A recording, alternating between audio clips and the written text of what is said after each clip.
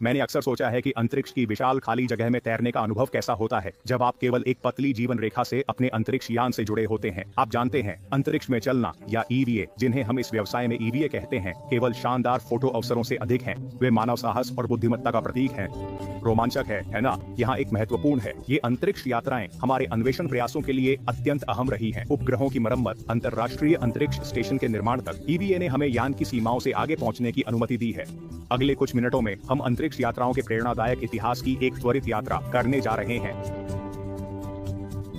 18 मार्च 1965, एक तारीख जो मानव उपलब्धियों के इतिहास में अंकित होनी चाहिए। इस दिन सोवियत अंतरिक्ष यात्री एलेक्सी लियोनोव अंतरिक्ष में चलने वाले पहले मानव बने। सोचें, आप अपने अंतरिक्ष यान के बाहर तैर रहे हैं, आपका दिल एक पल्सर से भी तेज धड़क रहा होगा, उस शून्य में पहला कदम रख रहे हैं। लेकिन बात यह है, ये सब कुछ आसान नहीं था, ये डरावना था। लियोनोव का स्पेस सूट निर्वात में फूल गया, जिससे उनके लिए एयरलॉक में प्रवेश करना लगभग असंभव हो गया। उन्हें हवा निकालनी पड़ी ताकि वह अंदर जा सके, बेंड्स का जोखिम उठाते हुए। लियोनोव की उपलब्धि के कुछ ही महीनों बाद 3 जून 1965 को अंतरिक्ष यात्री एड व्हाइट पहले अमेरिकी बने जिन्होंने अंतरिक्ष में चहलकदमी की। व्हाइट ने अपने जेमिनी 4 अंतरिक्ष यान से बंधे हुए अंतरिक्ष में तैरते हुए शानदार 23 मिनट बिताए। वह इस अनुभव से इतने मंत्रमुग्ध हो गए थे कि उन्होंने प्रसिद्ध रूप से कहा, मैं वापस आ रहा हूं और यह मेरे जीवन का सबसे दुखद क्षण है।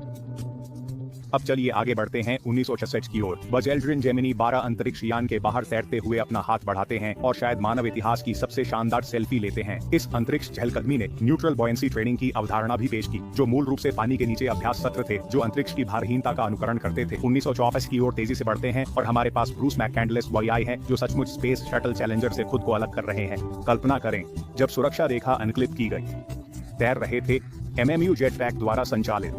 ये सिर्फ अंतरिक्ष चहलकदमी नहीं, अंतरिक्ष उड़ान थी। मैककैंडलेस शटल से 320 फीट दूर बह गए, एक मानव उपग्रह बन गए। पृथ्वी की पृष्ठभूमि के खिलाफ अकेले तैरते हुए उनकी छवि अंतरिक्ष इतिहास में सबसे प्रतिष्ठित में से एक है।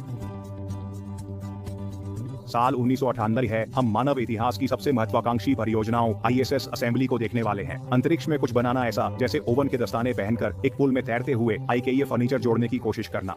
न्यूमैन और रॉस ने इसे बखूबी किया, एक निर्माण परियोजना शुरू की जो 1 दशक से अधिक चलेगी, जिसमें कई देशों के अंतरिक्ष यात्री शामिल होंगे। उच्च दांव वाले अंतरिक्ष मिशनों की बात करें तो चलिए हबल स्पेस टेलीस्कोप के बारे में बात करते हैं। 1969 में इस अद्भुत आकाशीय आंख को समस्या हो गई थी। इसकी मुख्य दर्पण में एक दोष था जो धुंधली छवियों का कारण बन रहा था। अंतरिक्ष यात्री कैथरीन थॉर्नटन और टॉम एकर्स, इन ऑप्टोमेट्रिस्ट्स ने हबल को ब्रह्मांड के सबसे महंगे सुधारात्मक लेंस देने के लिए एक श्रृंखला में अंतरिक्ष में चहलकदमी की।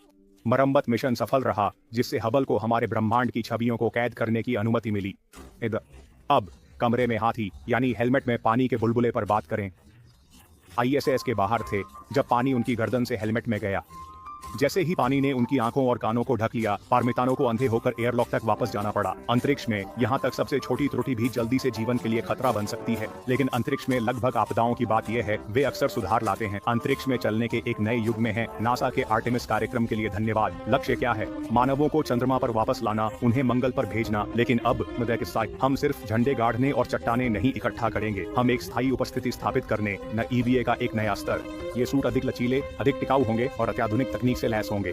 हम सिर्फ चंद्रमा पर वापस नहीं जा रहे हैं, हम स्टाइल में वापस जा रहे हैं। हम अंतरिक्ष में चलने के इतिहास में यात्रा समाप्त करते हैं। मैं प्रभावित हूं कि हमने कितनी दूर तक यात्रा की है। एलेक्सी लियोनोव के शून्य में पहले कदमों से लेकर आर्टेमिस कार्यक्रम की महत्वाकांक्षी योजनाओं तक, अंतरिक्ष यात्रा मानव साहस, प्रतिभा और अन्वेषण की हमारी असीम प्यास का प्रमाण है। भविष्य की ओर देखते हुए संभावनाएं वास्तव में रोमांचक हैं। अंतरिक्ष में चलने वाली अगली पीढ़ी चंद्रमा पर आवास बनाएगी, मंगल ग्रह की मानव अन्वेषण का मार्ग खोलेगी, आम लोगों को भी अंतरिक्ष में तैरने का रोमांच अनुभव करने में सक्षम बनाएगी।